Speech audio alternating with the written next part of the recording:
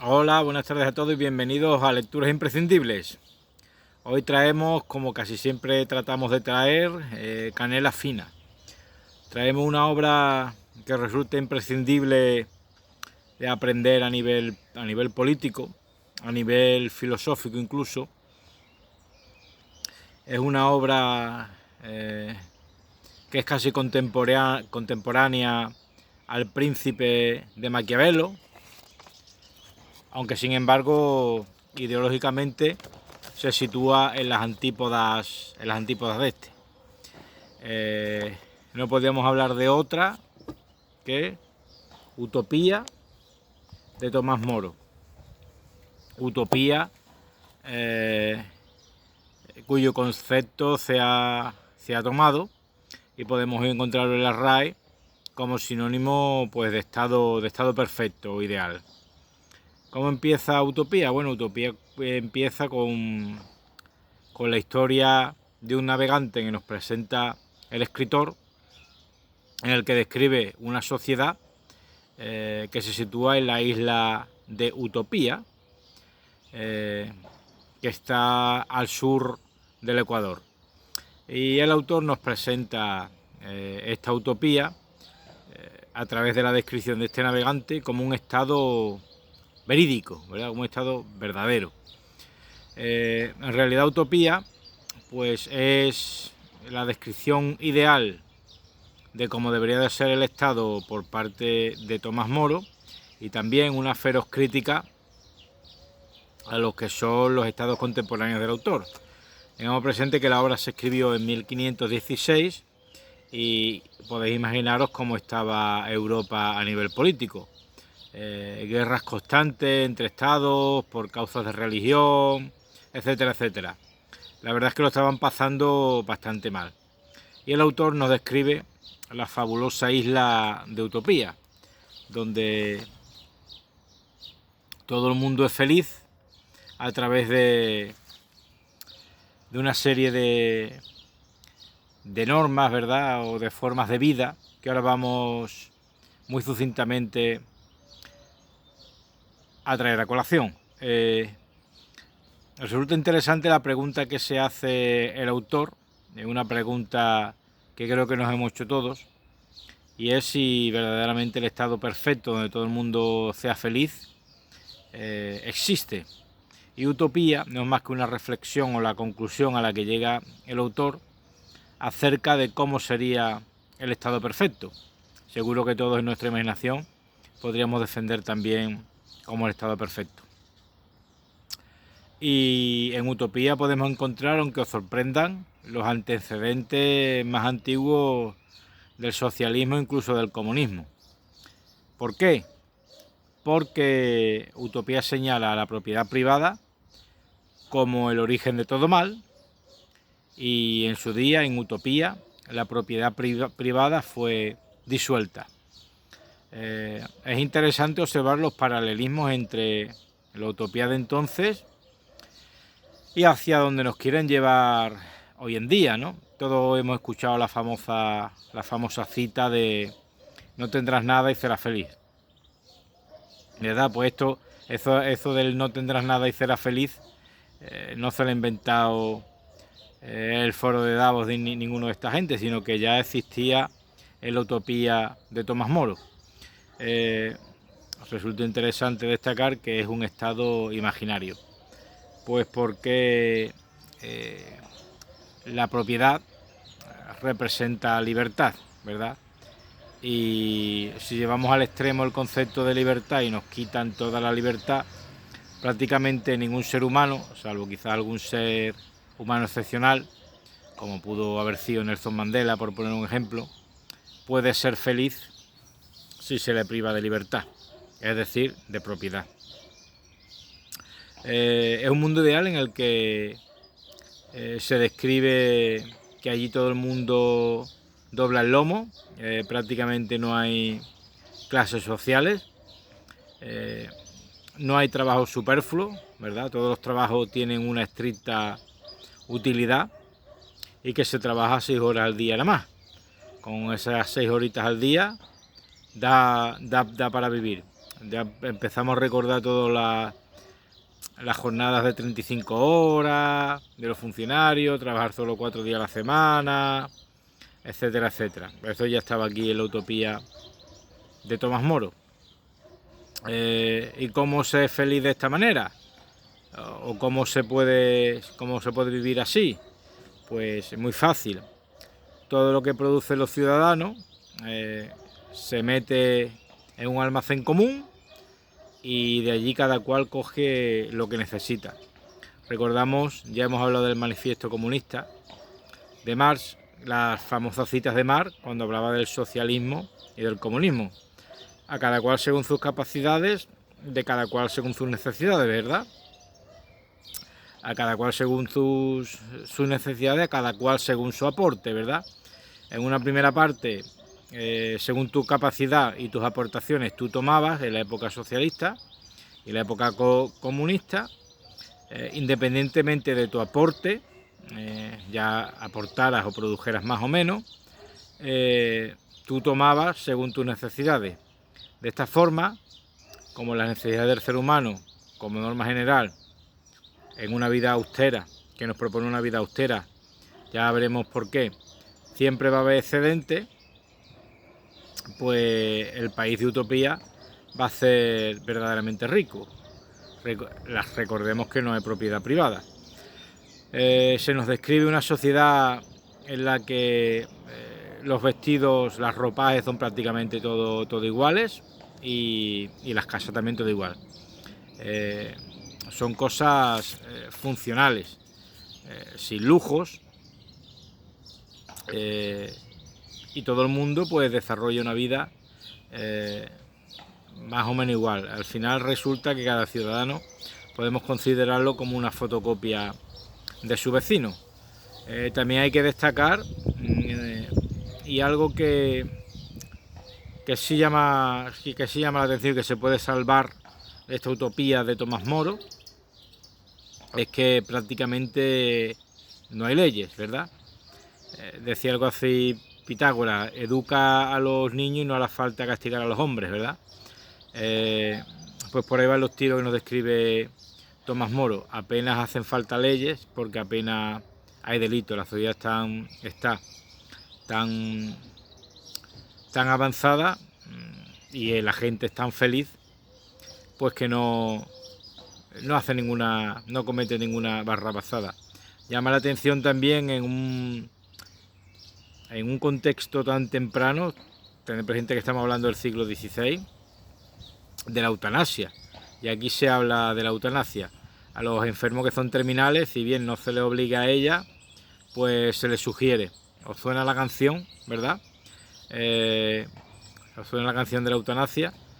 Y también, como no podía ser de otra manera, se habla efectivamente, de la superpoblación o de la sobrepoblación. El autor dice que cuando hay sobrepoblación o superpoblación, pues hay que fundar nuevas ciudades, ¿verdad? Y si no es posible, porque ya está todo el terreno ocupado, pues se justifica la guerra para obtener nuevos territorios. Y así se elimina la sobrepoblación, la superpoblación. También se cuenta el reparto de los hijos, ¿verdad? También se dice pues que las familias que tengan muchos hijos cederán parte de estos hijos a los que tengan menos hijos, pues por la circunstancia que fuera. Como veis, es una sociedad que se reparte todo. A mí me ha llamado especialmente la atención esto del reparto de los hijos. Recordad lo que dijo nuestra ministra de Educación, que no sé si lo seguirá haciendo, que los hijos no son de los padres, ¿verdad?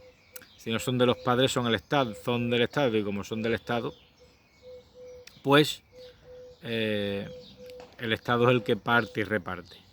Y como digo, no nos equivocamos al señalar de que utopía se describe un Estado socialista, comunista, temprano, y se presenta como una utopía, como un estado perfecto en el que todo el mundo es feliz. Pero esto requiere una reflexión mucho más profunda.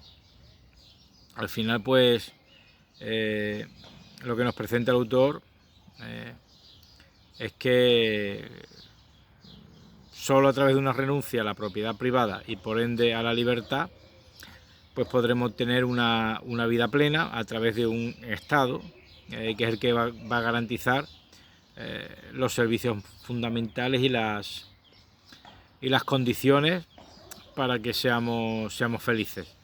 El contexto en el que Tomás Moro escribió esta obra es importante. No podemos comparar la libertad que podía tener una persona en el siglo XVI con la libertad, salvadas las distancias, que cualquiera de nosotros puede tener ahora. Es por ello, entiendo yo, que Tomás Moro no valoraba tanto la libertad porque no la tenía. Ahí mayormente la gente era más pobre que las ratas, no existía la clase media y efectivamente, como no tenían ni propiedad ni libertad, pues como digo, pues les daba igual perderla porque no la tenían o era muy reducida. En una sociedad actual pues eso puede cambiar, pero lo importante de aquí es que, como decía, creo que era Confucio, estudia el pasado si quieres predecir el futuro. Como vemos,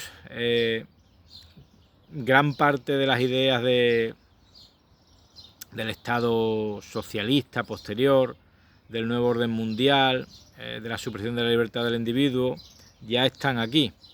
La pregunta es, bueno, si este Estado en 5.000, 6.000 años de evolución, desde que tenemos imperios, ¿cómo es posible que no hayamos conseguido ningún Estado perfecto en el que todo el mundo sea feliz? El estado de utopía ya se ensayó, ya se han tratado de ensayar varias veces. Se trató de ensayar pues en la antigua Unión Soviética, en Cuba, etcétera, etcétera. Siempre se esgrime el argumento de que verdaderamente pues lo llevaron mal a la práctica. Sea como fuere, resulta una lectura imprescindible, sobre todo para que nosotros dibujemos en nuestra cabeza, o negro sobre blanco, cómo sería verdaderamente el estado perfecto, o el estado que haga mayormente feliz al mayor número, ¿verdad? De eso se trata. Los liberales, los estados sociales, los estados comunistas, cierto es que si miramos la historia para atrás, le echamos la vista atrás, quizás aquel estado en el que más nos hemos acercado a una utopía no es lo que descubre Tomás Moro, sino aquella que ha permitido la mayor felicidad para el mayor número, fueron los estados socialdemócratas que surgieron después de la Segunda Guerra Mundial. Ahí la humanidad y la sociedad tuvo una etapa de esplendor que fue con el advenimiento y crecimiento de la clase media, que hizo que la mayoría de la gente pues fuera relativamente feliz. ¿Qué es lo que ocurre? Pues que cuando pues la gente está a gusto, ¿verdad? Es más o menos feliz, tiene una vida plena, pues trata de expandir su felicidad no solo a los demás, sino a través de los hijos. Y esto viene a cuento de lo que defiende o lo que señala el autor acerca de la sobrepoblación, que esto es un debate muy extenso sobre si verdaderamente la población es tal y como la pintan. Ya hablamos en otro vídeo, que os recomiendo ver la obra Caníbales y Reyes, en la que ya los antiguos recolectores y cazadores ya tenían técnicas para limitar la población, que básicamente era abandonar a los ancianos en un momento dado, o la eugenesia, y el infanticidio, con todas las letras. Y como vemos, los antiguos recolectores y cazadores lo hacían. Tomás Moro aquí también lo señala, a través de la facilitación y la sugerencia de la eutanasia por parte del Estado, y lo estamos viviendo hoy.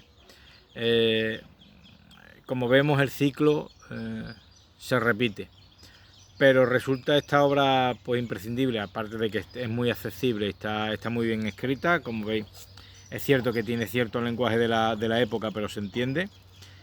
También es verdad que a los que no les guste mucho la política lo van a aburrir, porque el libro es totalmente descriptivo. Y lo que sí me gusta, con lo que yo me quedo de este estado de utopía, y me gustaría también escuchar vuestras consideraciones y vuestras reflexiones, es que hubiera pocas leyes. Ya lo decía Lao Tse, ¿verdad? 500 años antes de Cristo, que la felicidad de los ciudadanos, decía algo así, que la felicidad de los ciudadanos pues va en relación con las menores leyes que tenga que hacer el Estado. Al final, si tú tienes que hacer muchas leyes, es porque tienes que solucionar muchos problemas. Estás solucionando problemas que tú mismo has creado, por eso, la mayoría. Por eso tienes que hacer muchas leyes. Sin embargo, un Estado que tenga la necesidad de pocas leyes, pues significa que el Estado más o menos funciona bien. Es con lo que yo me quedo de esta obra de utopía, con esta isla del sur del Ecuador que tiene pocas leyes, porque no las necesitan, y el resto pues es para pensárselo. Cierto es, como digo, que esta utopía podría suponer hasta cierto punto, ¿verdad?, una mejora con lo que había antes. Imagina que esta gente estaba hasta los cojones, con perdón, de los reyes absolutos, de que los mandasen a la guerra cada 2 por 3, de las pestes que había y lo dejaban por ahí tirados, obviamente sin sanidad pública ni nada que se le pareciera. Y este estado ideal lo comprendemos porque suponía, desde un punto de vista ideal, una mejora. Y es lo que después vino a hacer el socialismo científico, ¿verdad? Apareció después de la Revolución Francesa, varios años después de la Revolución Francesa, y después del imperio de Napoleón, como sabéis, pues a raíz de una época convulsa, en la que cualquier cosa que se propusiera realmente resultaría una mejora. Ya hablamos en el vídeo anterior pues del Leviatán de Thomas Hobbes, ¿verdad?, en el que, según decía él, el Estado solo debe garantizar, se conformaba con poco, ¿verdad? El Estado solo debe garantizar la paz y seguridad de los ciudadanos. Imaginaos la época también de guerra que vivió el sujeto. El comunismo, el socialismo o utopía, debemos de interpretarlo desde el punto de vista histórico en el que fue escrito, y es un estado, y esto es una opinión muy personal, ¿verdad?, cada uno tendrá la suya, pues para conformistas, ¿verdad?, para conformistas, y si me permitís, para mediocres, que se conforman pues con no crecer, con simplemente tener paz, seguridad, con tener un poquito para vivir y poco más. Recordemos, no tendremos nada y seremos felices.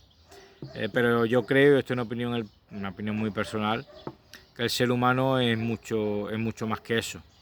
Y que no debemos conformarnos con un estado socialista en el que la individualidad se diluye y en el que todos somos prácticamente fotocopias unas de otros. Sin embargo, tengo que reconocer, y así lo creo, de que un estado utópico como el que describe Tomás Moro y un estado socialista científico como el que describió después Carlos Marx, obra de la que ya hemos hablado, suponía a priori pues una mejora con respecto a lo que había antes, a los monarcas absolutos. Pero ¿qué es lo que pasa? Pues que verdaderamente, y la historia está harto de demostrarlo, ya hablamos de ello cuando hablamos, valga la redundancia, en Rebelión en la Granja, de Orwell, que al final el que al final tiene que mandar, porque alguien tiene que mandar, si no estaríamos en la anarquía, en la lucha de todos contra todos, que ya describía Thomas Hobbes. Al final lo que la historia trata de demostrar, que el que mandan o los que mandan al final resulta siendo tanto más tiranos y más hijoputas, si me permitís la expresión, que el monarca más absoluto que ha habido en la historia de la humanidad. Y al final tenemos dos perros como se dice, un perro con distinto collar, ¿verdad? Y estamos hablando de lo mismo, de un orden despótico en el que se pasa por encima de la libertad de los ciudadanos a través de la propiedad. Este es el mecanismo como norma general para quitarnos la libertad, que es quitarnos la propiedad, porque si no tienes propiedad privada no eres libre, si no tienes propiedad privada no tienes un coche para moverte, si no tienes propiedad privada tú estás abajo de una casa, pero como esa casa es del Estado de quien fuera, mañana te pueden echar. No tienes 50 euros en el bolsillo para tomarte una cerveza si te apetece. Te tomarás una cerveza cuando el que manda te diga que te puedes tomar una cerveza, si no, no te podrás tomar una cerveza, por ejemplo. Como vemos, la propiedad es la base de todo. Y los estados socialistas, finalmente, como pudieran ser la URSS, como se pudieran ser pues Cuba, los vietnamitas, Corea del Norte, al final se quedan en la fase interior, de la que ya hablamos cuando hablamos de Marx, en la fase socialista, que es cuando el Estado aglutina todos los medios de producción y el que los reparte. Nunca pasamos, porque el Estado, al igual que los burgueses, a los que le han quitado su vez los medios de producción, no los quiere soltar. Y nunca pasamos a la fase final que describe el propio manifiesto comunista, que es la disolución del Estado y la comunidad de todos los medios de producción. A esa fase nunca llegamos, sino que se alarga de manera indefinida la etapa socialista, que se parece sospechosamente a lo que fueron en su día los monarcas absolutos. Perdonad por hacer el vídeo un poco largo, pero creo que el libro lo merece. Por favor, si no lo habéis leído, resulta muy interesante. Aquí vais a descubrir al primer socialista y al primer comunista, y no exagero un ápice. Seguro que esta obra pues la leyó Marx, Proudhon, Bakunin y todos estos. No olviden suscribirse si no lo están, que es totalmente gratuito. Por favor, denle a like, compartan y comenten para ayudar al crecimiento del canal. Muchas gracias.